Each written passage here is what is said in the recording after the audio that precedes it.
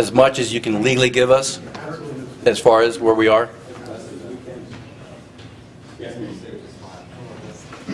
It is clear that you are being open with the public, and I feel very good about that.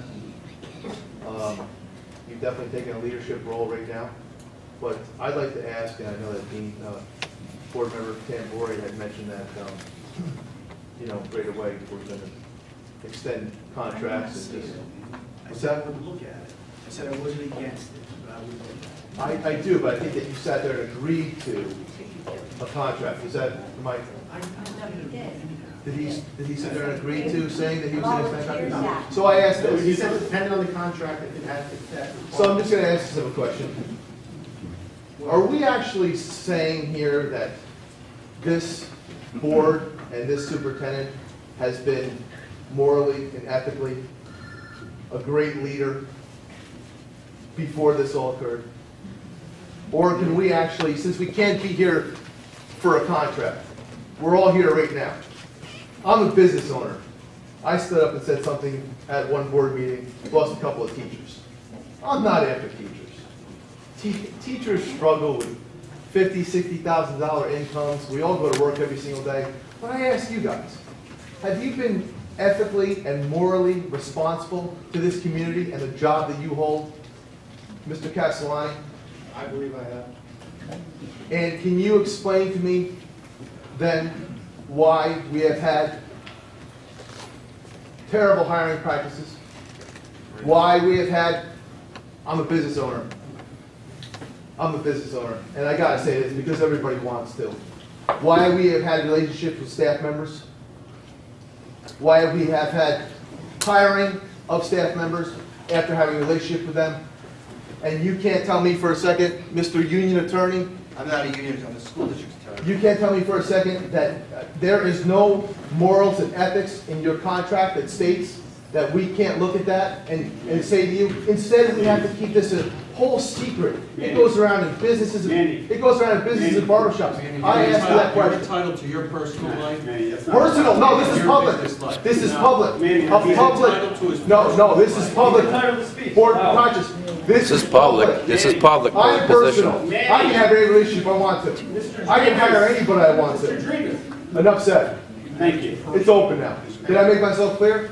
That's the question I like to ask. And you to just sit there and say, oh, everything is great, we're great leaders. Everything was great, man. Okay, Let me tell you something, then man. you did. We have a tape recorder. Can we play that back? Can we play that back? I've never seen you here until we've had a problem. We sit here. Oh, because I have trust in you, Mr. Tambori. I vote for you. Clearly, I'm not the next time around. But I have trust in you so I can go on with my life and pay taxes. Manny, What? thank you. Absolutely. Okay. Is there anything else? Personal rights. This is public. Excuse me. You are in the public Is life. there anything else that the community would like to address? Yes. Personal life. Personal. You can't take it. And if anybody decides not to come by shop, I cannot hear you because there's feel free to do it. Unbelievable. Come to yourself. Manny, please. Go ahead. Yes. We talked about early March, the period of time that we might be able to talk more about this contract. Is that still about the contract? We have guidelines that by early March that we would need to move forward with either looking at a contract or closing contract discussions in order to go forward. That's a time when you'd be able to speak more publicly about that? Yes. Okay. We're going to take 5 minutes. Yes. Oh, sorry. Yes. Any thought on when we hear what the tax reduction for damage you will be done? We are understanding that the, last time we had an update that the company, Lewis Dreyfus, is meeting with the town of Newburgh. We're trying to get into that meeting. I believe there's some discussion of us sitting either in that meeting or a separate meeting. So as soon as we know, we will hold a special meeting to make that available. But at this point, we don't have that. Will that information be well? That's it. So you follow up? Yeah, will that information be available while you're making the budget for next year? Absolutely. We're hoping, I'm sorry. If we find it out, we will obviously discuss it with the community. They don't have the urgency we have in setting the budget because theirs a little later, so they may not, the tax reassessment can be later, that we have to set our budget date. The town of Newburgh is well aware of the urgency that we're in, and they promise that they're trying their best to try to get it to us so that we can set it.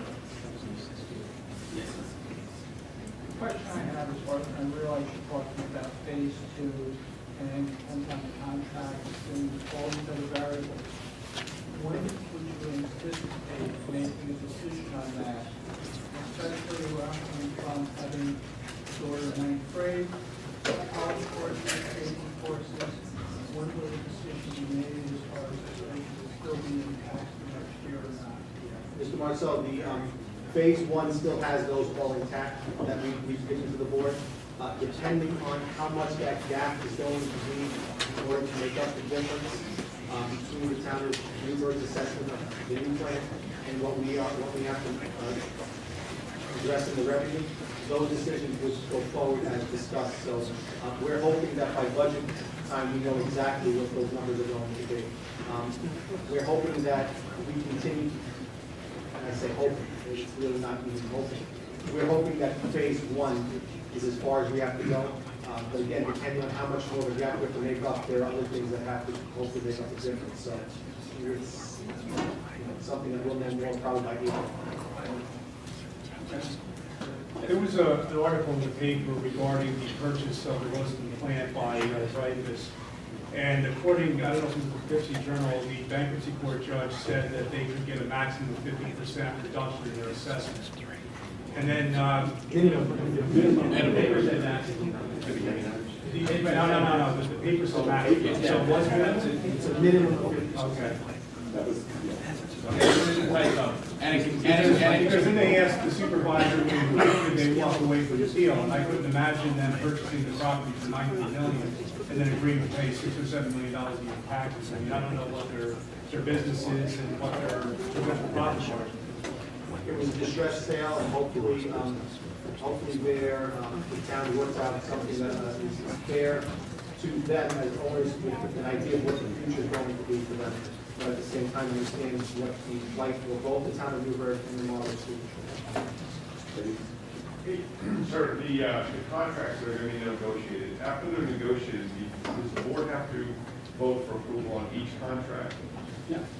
Prior to the board vote, is it possible for the public to see the contract so we can express our individual board members if we agree, disagree? Before we vote on There will be a public. there'll be a presentation. Right, will they be released prior to the public presentation? No. In other words, do we have It doesn't time? become a contract until we ratify. And what I'm saying is, you have the board, like the town budget, you can get it ahead of time, so we have time to look at it, same thing with the contract. We get it, the public be able to get it ahead of time before you try and ratify. In other words, you have it, like tonight, would we get it Wednesday or Tuesday prior to the Thursday meeting, so the public can go, okay, board members, we think it's great, we give the thumbs up, or we think it's horrible, we shouldn't do it. What we've done in the past, and it's been not the norm in negotiations and in contracts, is about 4 years ago, the board decided they wanted to actually have a presentation of the contract before they voted on it. So if they presented that evening where there's a chance for the public to speak, they've done that before. If you decide to go and present it and then a week later vote on it, would be something that we would consider. Yeah, I'm just trying to give the public time to digest it, because looking at it as a presentation and trying to speed read, you really don't get the whole.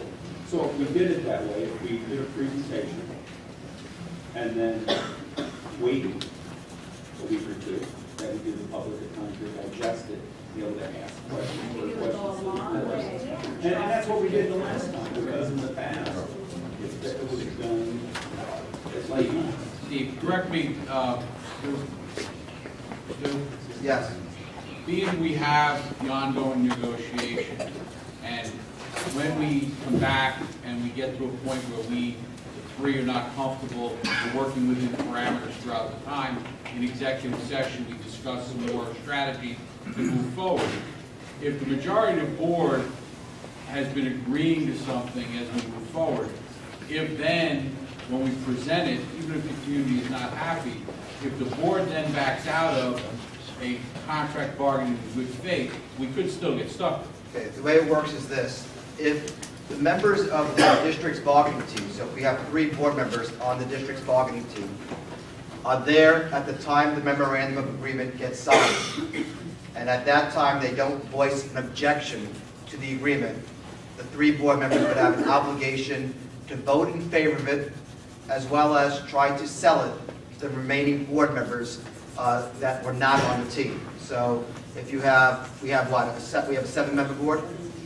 So we have 3 members that, assuming they don't object at the time the agreement gets signed, you automatically have 3 yes votes, and they have a affirmative obligation to try to sell it to the balance of the board.